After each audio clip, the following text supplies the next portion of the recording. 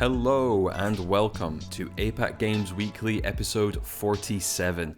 As ever, it's me, Connell Suter, your host, and on APAC Games Weekly, we give you, our wonderful listeners, a weekly roundup of the biggest news stories of the past week from across the APAC Games industries.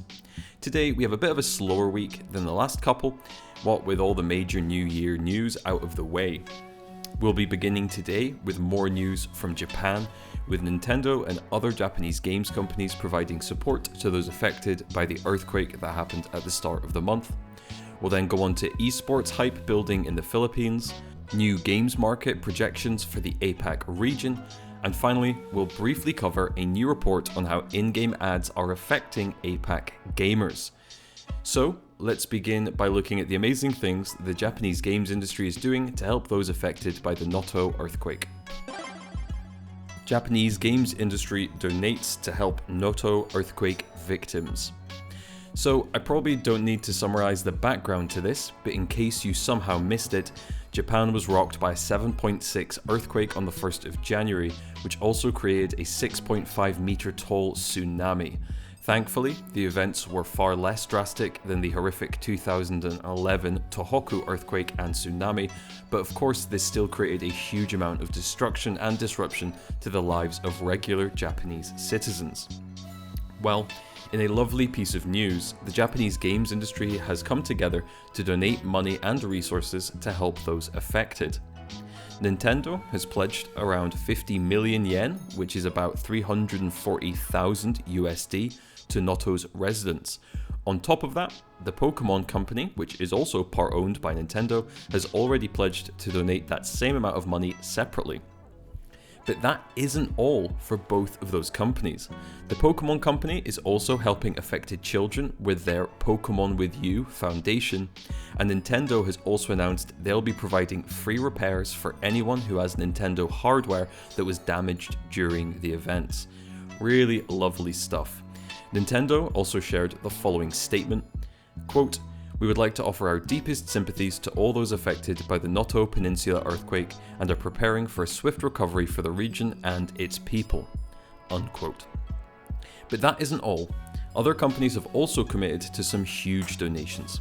Sony Group have pledged to donate 40 million yen for emergency aid, as well as doing fundraising within their company with their employees, which Sony have said they will match any donations made. They've also said they are committing to providing additional services if needed.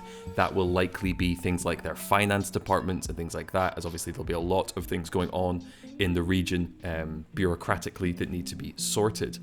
But this isn't it, it keeps going. Square Enix have also committed to donating 50 million yen, and on top of that, Capcom have pledged a huge 120 million yen, which is just over 800,000 USD for the relief efforts.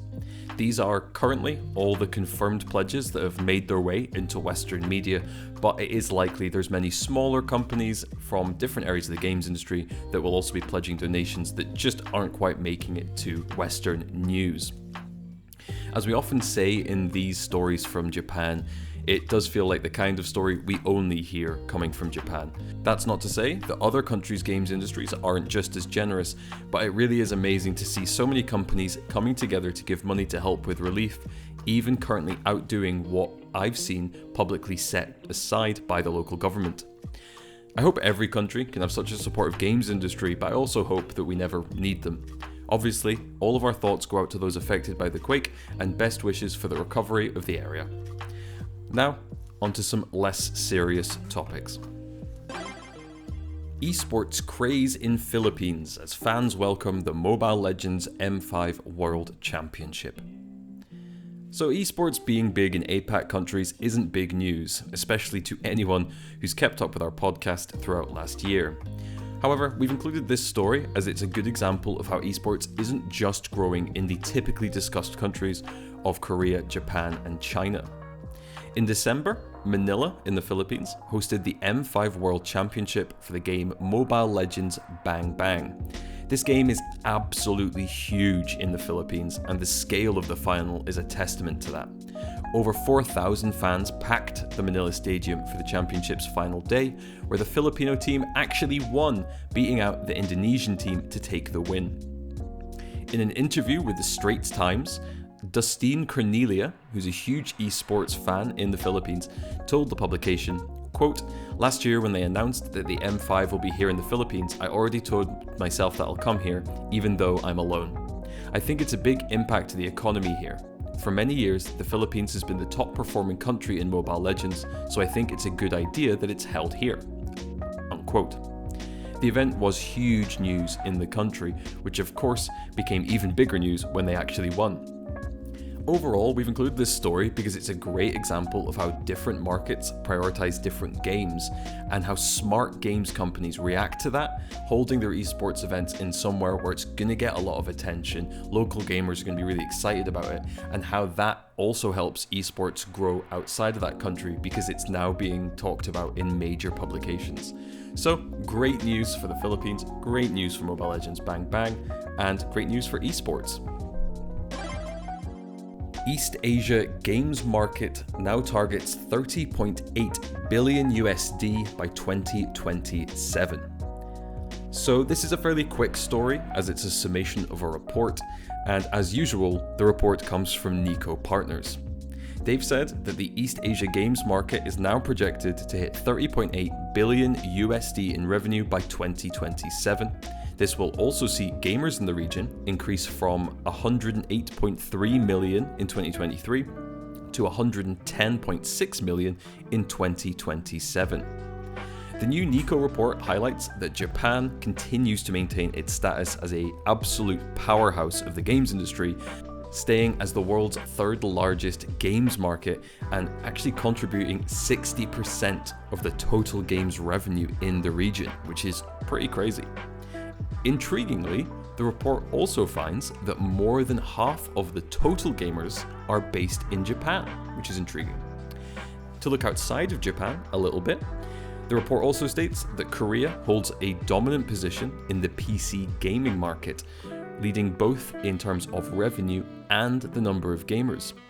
They also claim that the Korean games market generates more than 55% of total games revenue in East Asia, which I think they mean total PC games revenue, and they say that 45% of total PC gamers in all of East Asia are in Korea, so we can definitely assume that previous number of 55% was for PC.